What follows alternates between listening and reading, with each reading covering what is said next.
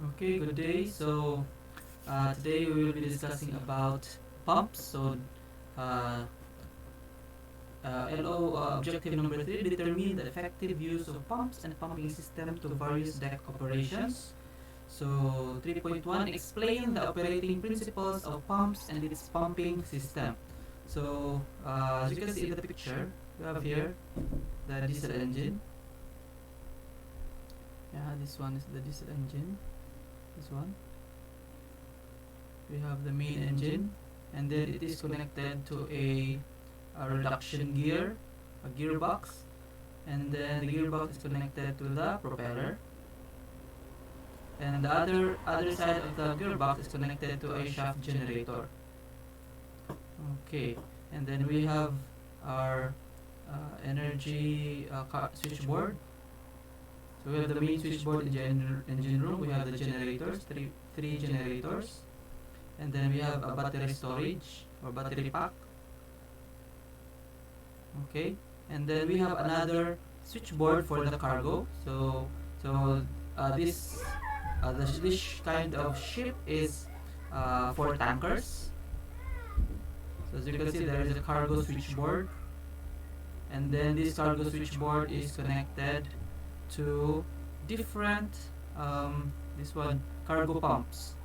So if ever you will be stationed in a tanker vessel, so of course if you have diesel cargos, kung makargada ninyo yung diesel, gasolina, jet fuel, so kailangan mo ng pumps to transfer this diesel. For example, yung diesel from sa barko mo is i-deliver mo sa diesel dyan sa Palumpon, sa Shell. So pwede. We use pumps. So pumps transfer fluid from one place to another place of higher energy level. Okay. So that's it. Also, our main switchboard is also connected here to our bow thruster, so that you can maneuver the ship. We have also connection for in the engine room and engine room pumps.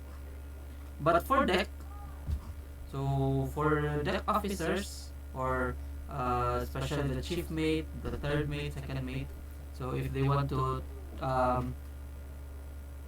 pump cargoes, for example gasoline, so they will be using the cargo switchboard and this deep well cargo pumps.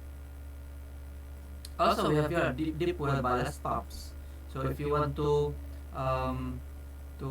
manipulate the stability of the ship, so you can use the ballast pumps. Okay. Okay, let's go. Let's start. Okay, so explain the operating principles of pumps and its pumping system. So usually, as we know, yung pump natin is siya yung mag-transfer ng liquid from one place to another. Okay, so for example, this is a tanker ship. Okay, so ito yung can I change color? Okay, so dito nakalagay yung ating gasolina or diesel or jet fuel. So dyan sa tanking yan. So these are the cargo tanks. Okay. And then yung cargo tanks na yan, meron yang submerged cargo pump. So ito, merong pump dito, nakasubmerge dyan sa loob ng tangke.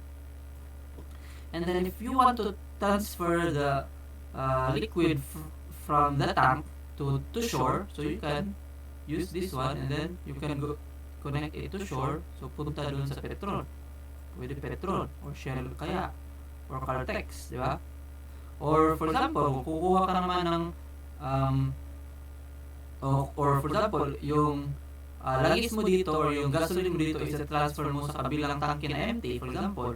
So pwede mo rin gamitin itong pump na ito to transfer liquid to another tank. Pwede rin ganun. So these jobs, so yung mga trabaho nito ay ginagawa ng ating mga deck officers and deck crew. Okay? So hindi ito trabaho ng mga engineers, ng mga makinista. So ito trabaho ng deck officers. Okay, so itong pumps na ito is tumatakbo to using hydraulic or pwede ring electric motor driven, pero sa diagram na ito is hydraulic yung nagpapatakbo ng ating cargo pump. Yan. And then, yung control system ng mga deck is nandito. Nandito yung mga deck officers, nagko-control ng cargo pumping system ng kargada. And also, kung gusto mo naman magballasting ng barko for stability, pwede mo rin gamitin itong submerged ballast pump dito.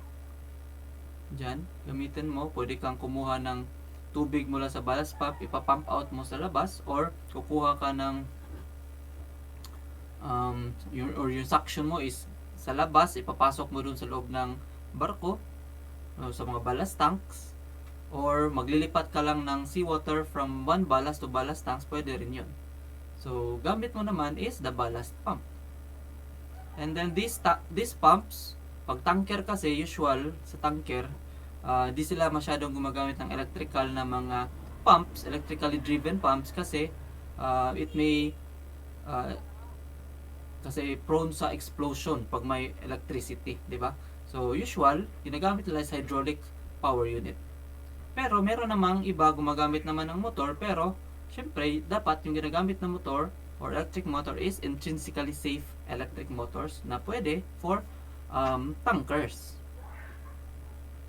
Okay. Okay, so ito ay isang brand, Framo. So, Framo Cargo Pump System. So, sa Framo, sila na yung Framo is a hydraulic. So, through their hydraulic system, so, sila na nagpapatakbo ng ating cargo pump, cargo heater, ballast pump, bow thruster, meron din, deck machinery, meron din, hydraulic driven, mga pipings, power unit, and system control is lahat sa Framo na. So, Framo is brand name ng isang company na nagsusupply ng mga hydraulic na pumping system for tanker vessels and for other ships also. Like, tingnan natin itong picture dito sa right side. So, meron tayo, if ever yung fuel mo dito or yung langis mo dito is ililipat mo sa kabila, pwede. Diba? Pwede rin yung langis mo dito, bibigay mo, pa-pump out mo doon sa refinery or sa Shell or sa kung sino mang bibili ng mga dalamong kargada. Okay, so ganito kalaki yung ating cargo pump sa loob ng mga tangke. So, ito yung submerged cargo pump. So, yung submerged cargo pump natin is siya yung mismo yung humihigop ng langis mula sa, or humihigop ng liquid mula sa ating tangke. So, nagpapatakbo sa kanya is ito is hydraulic driven yung pump natin. Tapos, iikot yung pump dito sa baba. Pag ikot niya, hihigupin niya naman yung liquid dito at ipapump out niya kung saan mo gustong dalhin. Pwede mong ilipat ng tangke, pwede mong idalhin dun sa mga kung sinong bibili sa Shell station or sa Caltex or kung saan man, or for ballasting naman pwede rin. Higupin mo yung seawater tapos ilipat mo sa kabila para magbalanse yung barko mo, or magbabawas ka ng ballast or magdadagdag ka ng ballast. So yun. So ito yung ginagamit natin for pumping. Ito yung cargo of Framo pumps. So ito ay centrifugal pumps. Okay. So as you can see dito, for example, may seawater sa loob ng ballast tank mo. So higupin mo yan, i-transfer mo doon kung saan mo gustong i-transfer, or gusto mo rin higupin papunta dito sa loob, pwede rin. So ganun lang kasimple. Okay, so ito, ganito kahaba itong ating linyada ng pump. Ito yung, nandito yung pump natin, and then it is hydraulically driven. So yan, connection niya. Tapos itong linyada din ng pump kung saan lalabas yung liquid. So yan, nandyan na rin yan. So ganyan siya kahaba, ganyan kalalim yung ating mga ballast tanks. Malalim talaga yan. May palapag kaya siguro to. Sabihan to, ganito kalaki yung isang tao. So 1, 2, 3, 4, 5, 6, 7, 8, 9, 10. So parang 10 tao. or 10 palapag na medyo hindi naman kataas. So ganun taas tong ating katangkad tong ating Framo na cargo pump. Yan. And then ito ginagawa din nila to pressure test. So yung nagpa-pressure test din is si chief mate na pati yung pumpman. So deck officers na rin. Okay, another picture. So this is a kind of Framo deep well cargo pump na motor driven. Pero yung electric motor dapat na ginagamit mo is lalo na pag yung tinatransfer mo na liquid sa baba is dangerous cargo. So dapat intrinsically safe yung ating electric motor. Pero pag ballast naman, pwede naman din yun. Kasi si water lang naman yun, hindi naman yun sasabog. So dito, higupin yung tubig. Tapos itatapon yung seawater. Lipat ka ng ballast tank or itapon mo sa dagat. Pwede. Okay. Ano nandito? So explain the principles of pumping system. So dito naman is meron tayong mga level gauge. Ito, level gauge. So paano mo malaman kung may laman pa yung tangke mo or wala na? So syempre hindi naman bubuksan mo yung tangke para makita mo. So meron tayong mga level gauge. So meron tayong different types of level gauge. Meron tayong yung radar type. So nagbibigay lang siya ng radar at radar type. So parang radar lang siya tapos nagba-bounce back yung sonic wave mo. So na-measure niya gano'ng kalalim na yung or gano'ng puno yung tangke mo. We have local digital indicator. We have magnetic flow type level switch. So tataas tong mga nandyan pag mataas na yung tubig mo. We have the air purge type level gauge. So magbibigay siya ng hangin dyan. And then depende paano niya ma-measure yan. Magnetic flow type. So we have different ways to measure the level ng tangke natin. So pag ganito, nasa loob ng tangke yan. Mga level gauge. Yan. Tank measuring. Okay, so next we will go to the pumps. Ano ba yung mga klase ng pumps? Okay, what are the different types of pumps? First, we have the centrifugal pump. Ito. So, ikot yung impeller dyan. Pag ikot niya, yung tubig sa gilid is natatapon papunta kung saan yan papunta. Habang sa gitna naman is humihigop ng tubig. So, parang ganito. Humihigop dyan, tapos natatapon sa impeller, tapos lalabas kung saan mo yan itatapon. So, yan. Yan yung centrifugal pump. Next, we will go to the gear pump. So, gear pump, same din naman lahat ng principle. Yung may suction ka, at then may discharge ka. Magdidepende na lang paano mo tinatransfer yung liquid mo. So, dito, nakikita natin, meron dalawang gears. So, these are external gears. So, yung dalawang gears na yan is, sila yung umihigop ng liquid, and then tinatapon nila doon sa kabilang side. Dito naman is we have gear pump pa rin. Gear kasi yung gamit nila. Pero internal siya. Nasa loob yung isa. Nasa labas yung isa. And then sa pag-ikot nila, makakahigop yung ng liquid yung pump. And then itapon mo naman kung saan mo gustong itapon. Okay, here we have a diaphragm pump. Yung usual na tawag nila dito is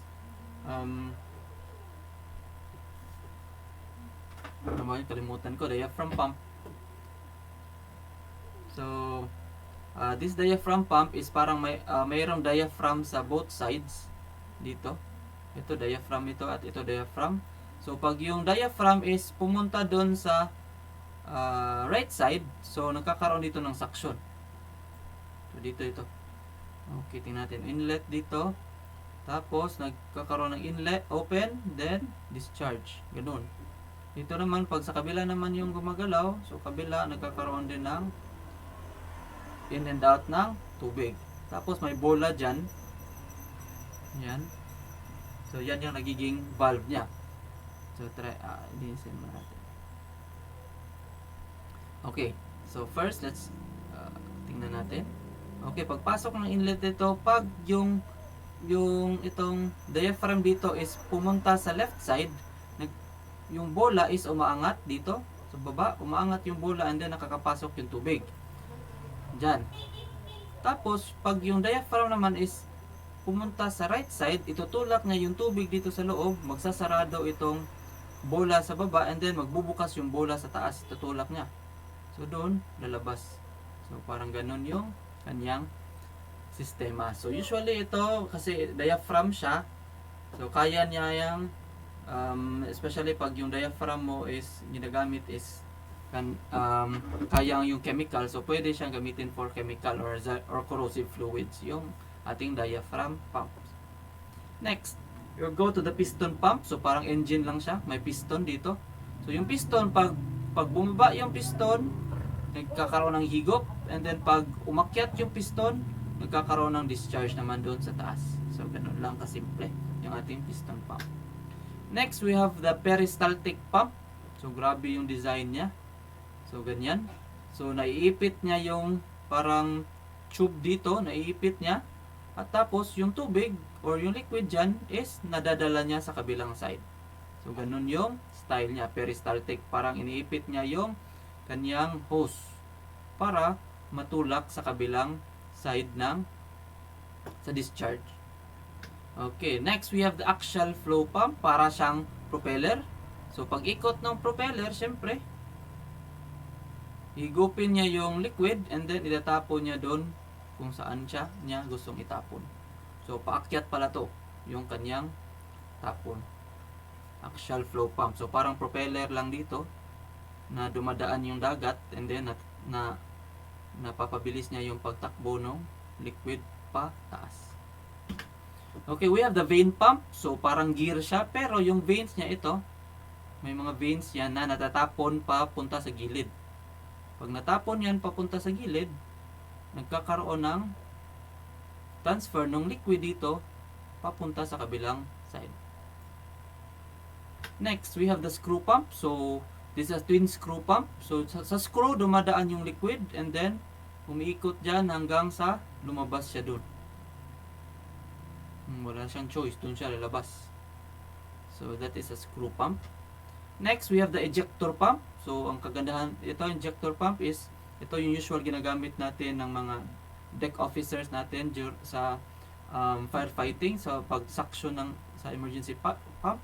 So, paano ba siya? So, una-una, meron tayong pressure dito ng liquid na pupunta doon sa kabilang side. Tapos, dahil sa bilis ng pressure dito, dahil sa yung pressure dito is nag-uumpukan and then pagdating dito is nagiging high speed siya. Dito sa gilid, dahil sa high speed sa gitna, nagkakaroon ng suction dito sa gilid. So yun, pag dito, nagsasuction na siya, so ito na yung flow mo ng liquid mula sa baba papunta sa discharge. So saan pa siya ginagamit? So usually ginagamit siya dito sa ating emergency fire pump, lalo na pag nasa ilalim na yung suction, medyo mahirapan siya mag-suction. So unang ginagawa is yung liquid or yung hangin dito is nahihigop sa ating ejector. Ito yung ejector pump. So yung hangin is nahigop na ejector pump hanggang sa nawala na yung hangin, so tubig na yung aakyat dito papunta doon. Kasi minsan yung ating mga pumps, pag hangin yung dumadaan sa pumps natin, mahirapan yan humigop ng tubig. Hindi niya makayang iangat yung tubig. So yung ginagawa dito is tinatanggal muna sa linyada yung hangin para pag nawala na yung hangin, tubig na yung maangat. So yun, tubig na yung angat, tapos tubig na yung mahigop ng ating centrifugal pump na isa papunta sa taas. So parang ginagawa lang niyang vacuum, nagka-create siya ng vacuum dito sa baba, itong ating ejector pump, para mahigop yung hangin. So parang siya yung kung sa kuan ba Bisaya, nagpakati. Siya magpakati para modagan ang atong pump. So ganun. Next. Okay. So that's it. That's it for our video for today. So we have learned about the different types of pump, the operating principles of each pump, and saan ginagamit yung pump sa barko. So I hope you learned something today, and I'll see you on our next video. Goodbye.